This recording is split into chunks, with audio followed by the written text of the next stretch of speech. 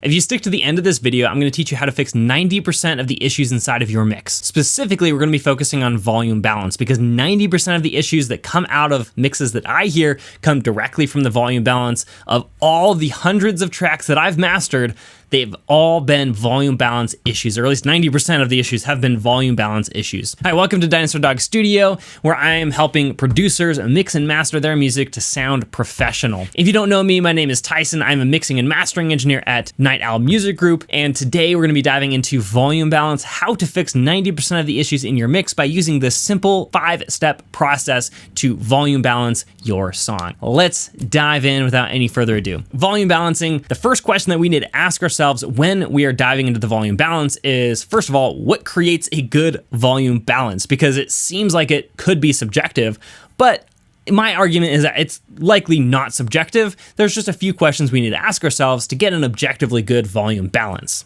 So the first thing is individual track expression. This basically says that individual tracks should be at an appropriate volume for how important they are to the track itself. So, for example, I'm not gonna have my ride be louder than my snare drum. It just doesn't make sense. So the individual track expression is important, but I can still hear it inside of the mix. So it's not just like way too quiet comparatively to the snare drum, but it's not as loud as the snare drum as well. The second thing is frequency balance. This goes back to one of the easiest objective standards to introduce to your mixing, which is having a good frequency balance all the way across the frequency spectrum. We're gonna be diving into this later. Make sure you stick around for that. The next thing that creates a good volume balance is it directs your attention. So I like to view my mixes in threes. So essentially there's 3 elements of each section of the song that I want my listener to pay attention to. Those are gonna be the 3 main elements, and likely they're gonna be almost the main 3 elements the entire way through the song. A good example of this is, of when it changes, is a guitar solo. So let's say I have a chorus and then it goes directly into a guitar solo. During the chorus, I want people to be paying attention to the vocal because that's the main part of the song, probably the kick and snare as well, because that creates the groove of the song. So those are the areas that I'm going to be directing people's attention to. So those are going to be the main elements in my volume balance that I want to be present. When it comes to the guitar solo though, I no longer want people paying attention to the vocal. Say the vocal is just trailing off and kind of noodling in the background. I don't want people to pay attention to that as much as I want them to pay attention to the lead guitar as it's now soloing. So I'm going to bring up my lead guitar, my solo, so that it's very, very present in the mix. So just because we're volume balancing does not necessarily mean it is completely static, and in the end, it's probably gonna be a lot more, there's gonna be a lot more automation to the volume balance as we're introducing right now, but those are good things to keep in mind as we move forward in the volume balance. So the next point is invisible, and this is basically if there's any issues with the volume balance, it's going to distract somebody from the actual song. So the point of a good mix, and therefore also a good volume balance, is to present the song in the best light possible without getting in the way. If I introduce like massive amounts of reverb and delay on my vocal, it would likely detract from the meaning of the song because people can no longer tell, the lyrical content and the tone of voice that the singer is singing with. So that can be a way that we make the mix visible in a very bad way. Okay, so that's what I mean by invisible. We basically want to get out of the way to experience the song in the best light possible. So let's talk about the problem with volume. The problem with volume is that we have a very difficult time saying what's louder or what's quieter based on volume in and of itself. Without trained ears, without mixing for a really long time, it's very difficult to just generically say yes or no, something's louder. There are specific sites like soundgym.co that specifically have exercises around volume because it is a skill to learn how to volume balance and how to tell volume differences between one element and another. But I have an easier way that I've introduced with most of my students to be able to volume balance that is actually very, very functional and gets them to the end goal far quicker than just by saying what's louder. We just change the question entirely. We say what is further away versus what's closer, because distance is very much related to volume, right? So something that's quieter is going to be perceptually further away than something that's closer. So we can utilize that innate knowledge of humans as distance perception, and instead of what's louder, we can ask what's further away or what's closer, because that's going to get us to our end goal far, far faster. Let's dive into the actual 5 steps to a great volume balance. So the first step that we're going to be doing is develop a plan. We need a plan to judge whether we actually did a good job in our volume balance or not. Otherwise, it would be completely subjective and say, oh, it's sort of there. Like, I don't know if it's good or not because I didn't actually have a plan going into it. Right? So we want to develop a plan first and then be aiming towards a very specific vision of what we're trying to do with our mix and our volume balance. The second thing is a step called down to zero. We're basically going to remove all the sound inside of our mix and make everything. We're going to just move down all the faders so we don't hear anything coming out of our DAW. And then we're going to be focusing on the main 3. I kind of already alluded to that earlier. The main 3 elements are going to be the first things that I bring up inside of the volume balance. And then we're going to go through the distance exercise, again, replacing what's louder with the question, what's further away or what's closer, to then be able to set up the rest of our mix and the rest of our volume balance around those main 3 elements that we've in the prior step.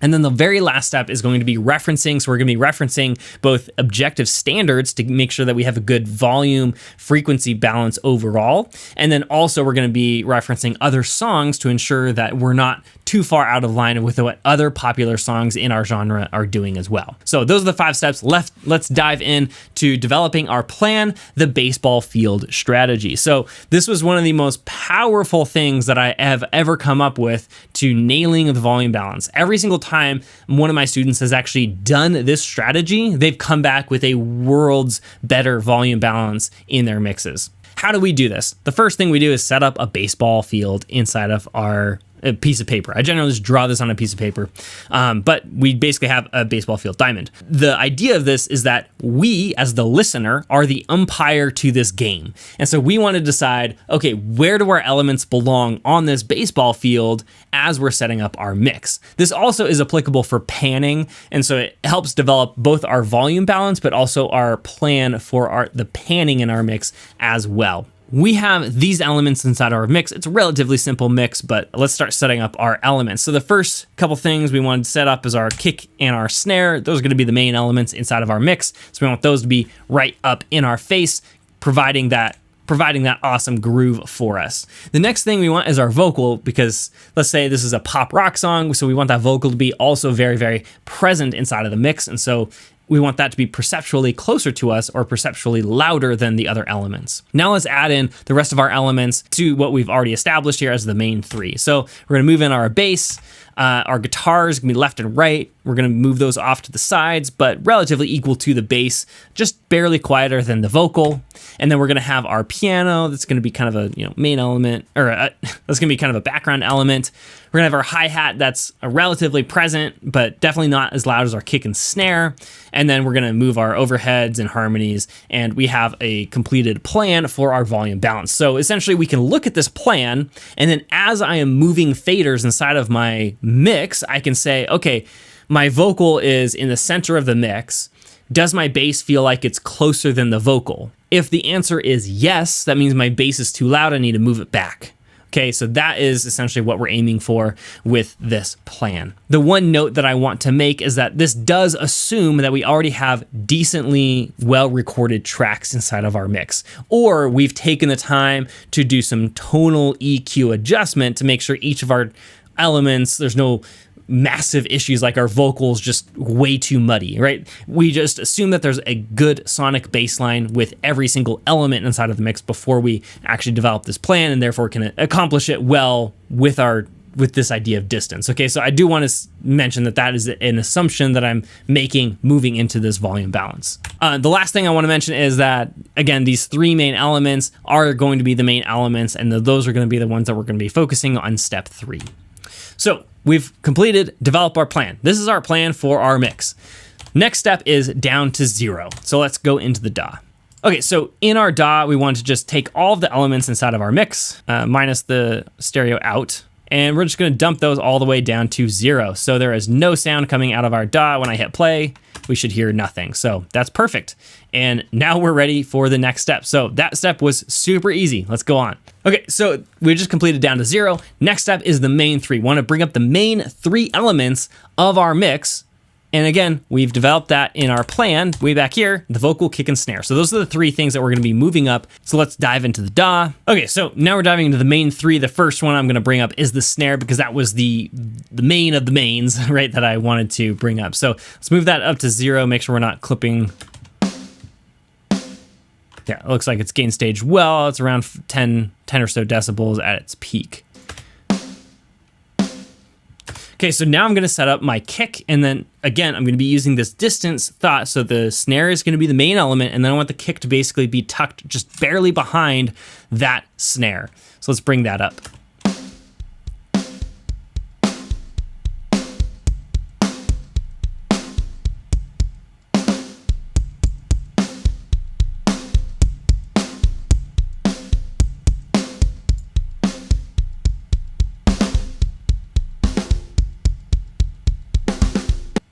Okay, so that's just barely tucked behind the snare, almost equal with it, but it's just barely below. And again, I'm not looking at the actual like fader or anything. I'm just listening for that perception of distance, right? That's the only thing.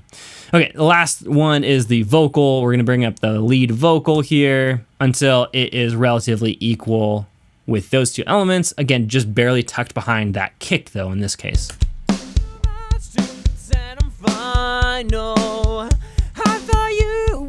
Done with me, so never mind. I don't care if you say I do know. I was already moving on, so never mind. Oh my God, they don't. It's not too much to pretend I'm fine, no. I thought you weren't done with me, so never mind. I don't care if you say I do know. Okay, so those are our main 3 elements. Let's move on to the rest of the mix and adding in the other elements on the next step. Then you're probably already producing and mixing your own music. And if you're unable to get that professional sheen or quality or vibe for your songs, then I wanna let you in on a little secret. Most mixers are trying to compensate their lack of professional mixes by getting more plugins, by using more advanced tips or tricks or techniques in their mixes, or relying on buying more professional gear in order to compensate for their lack of quality mixes. But in reality, most mixers' core problem is actually mixing subjectively or approaching mixing from just a creative mindset entirely. Obviously, mixing is still a somewhat of a creative skill. It's actually far more objective than most people realize. Because if we think about it, everyone agrees on what a professional mix actually is. If that weren't the case, then it would be an entirely subjective field. But in reality, mixing is actually incredibly objective because everyone agrees on what a pro song sounds like. And so mixing objectively can actually help you avoid being your own worst enemy inside of your mixes and ultimately allow you to just check all of the boxes that a professional mix should check, and then your mix will sound objectively professional. And so if you're mixing your own music and you're motivated to actually learn the objective skill of mixing, and if you want to ensure that your music sounds pro, then I would love to help you out by teaching you the 5 objective standards that everybody is judging your mix by, and how you can use objective mixing to solve those 5 problems inside of your mix, and then also how to do all of that in under 3 hours per song without pro gear, premium plugins, or utilizing templates or presets. So this is something that piques your interest, then go to theobjectivemix.com to order my brand new book, The Objective Mix. This will teach you how to mix objectively professional mixes every single time you sit down to mix. This provides you with my entire mixing workflow,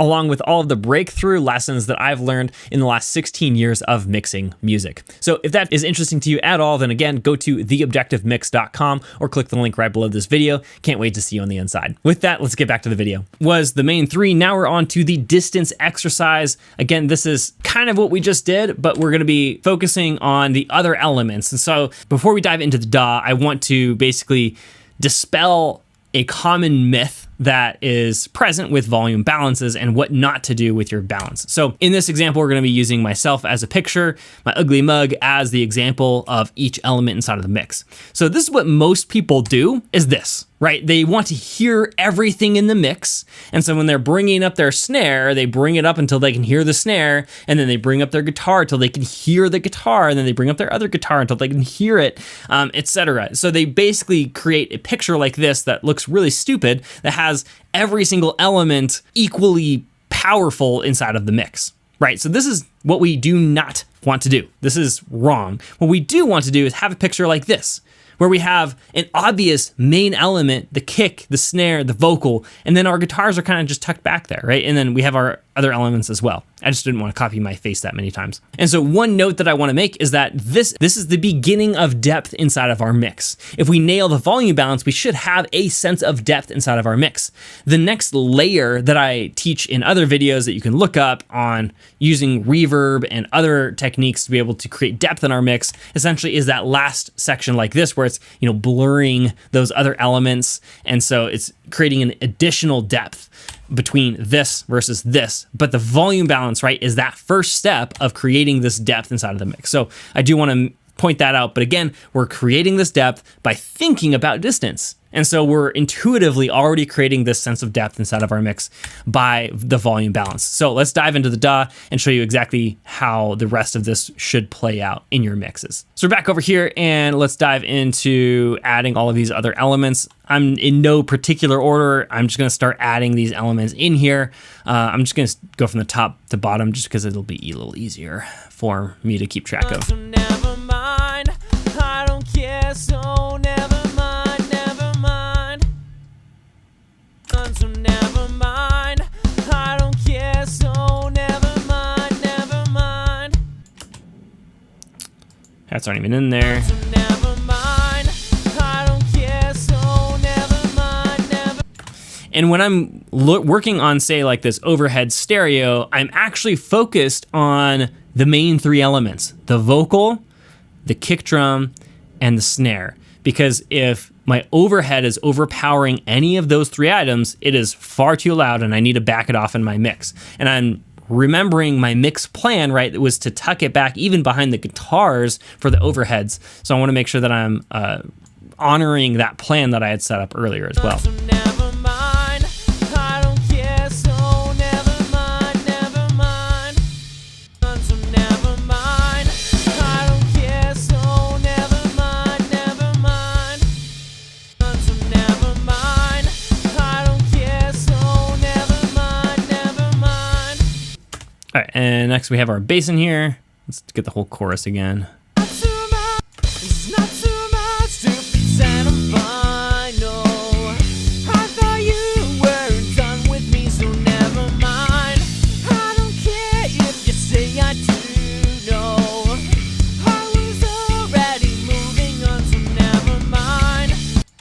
And I'm going to be panning as I go here because I already have that plan in place, right? Following my volume balance plan. And so, and it's also left and right. It's just easy stuff, low hanging fruit I'm going to add in right away. So let's add in our guitars here. It's not too much to present a final. I thought you were done with me, so never mind. I don't care if you say I do, no. I was already moving on, so never mind. I don't care, so never mind, never mind. It's not too much to present a final. I thought you were done with me, so never mind.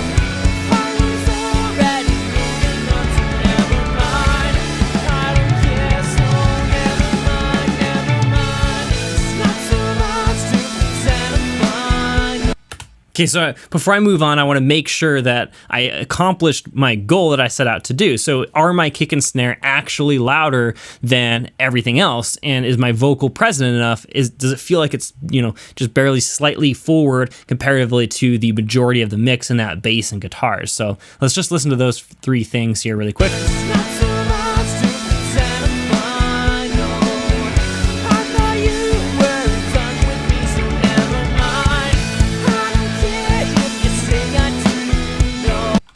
So I feel like the kick is getting a little bit lost here and there, but that's really just due to the inconsistent dynamics that we have inside of our kick. So overall, the majority of the volume balance is sounding really good to me, and I think that we're on the right track moving forward. So we still have one more step before we're done here.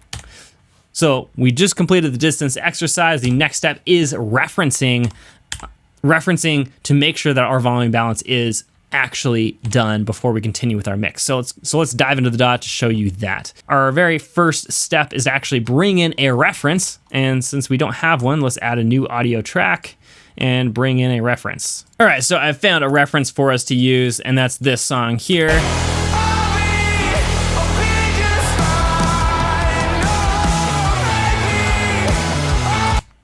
And so the first thing that I hear, at least, is the bass guitar is far louder in the reference than it is in mine. Oh, let's mute that.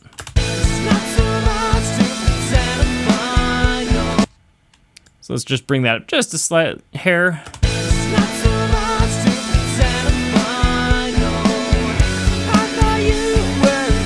And the guitars are also sound a little quiet comparatively to our reference.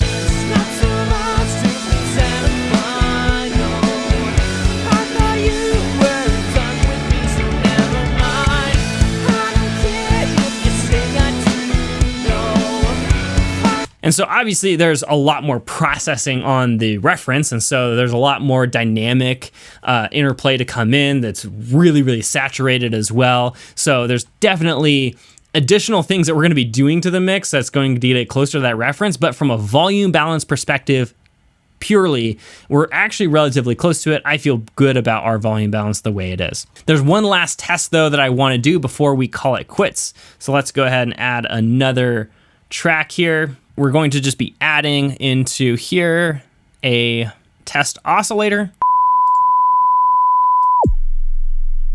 Whew, that was annoying. And we're gonna have some pink noise here. So pink noise is unique because it's an equal balance of every single octave inside of the frequency spectrum. It essentially is the perfect volume balance, basically everywhere between 40 kilohertz or 40 hertz and around 10 kilohertz or so, or maybe closer to 5 kilohertz. But basically we can use this as an example of what the perfectly balanced frequency spectrum is. And we'll also be using our reference as well just to see what theirs is. So let's actually add in a frequency analyzer so we can actually see where our mix is comparatively to theirs. And again, this is very critical to have a good tonal balance for all of our individual elements before we even move into this space where there's not just any obvious issues with any of our tracks. But once we know that that is taken care of, then we can actually volume balance and utilize this test very, very effectively to make sure that we have a very professional sounding mix, or at least we're on the right track. So here we go. Let's look at our reference first, just to make sure that we know what that looks like, and then we'll start looking at our other elements as well.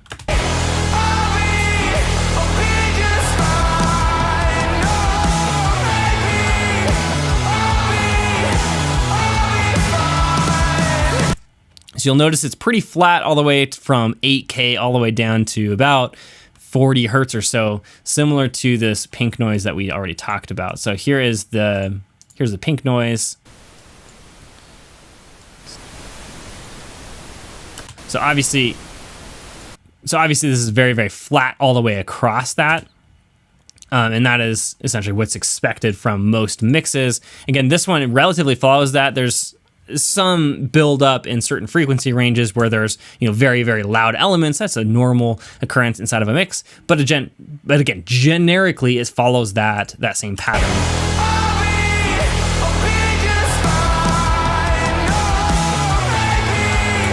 Okay, so with that in place, now let's look at our mix and see how close we are to that objective standard. Not so much to pretend I'm fine, no. I thought you were done with me, so never mind. I don't care if you say I do, no. I was already moving on, so never mind. I don't care, so never mind. So I think it's a little bit low on the top end. We could possibly use a little bit more of these leads. Not so much to already moving on, so never mind. I don't care, so never mind. All right, and it's probably pretty close. Let's just add a little bit more cymbals. Not so much to pretend I'm fine, no. I mean, relatively, it's very, very close. If you see something, let's just like knock it out of balance intentionally. So let's just say our kick was way too loud. Just move it up.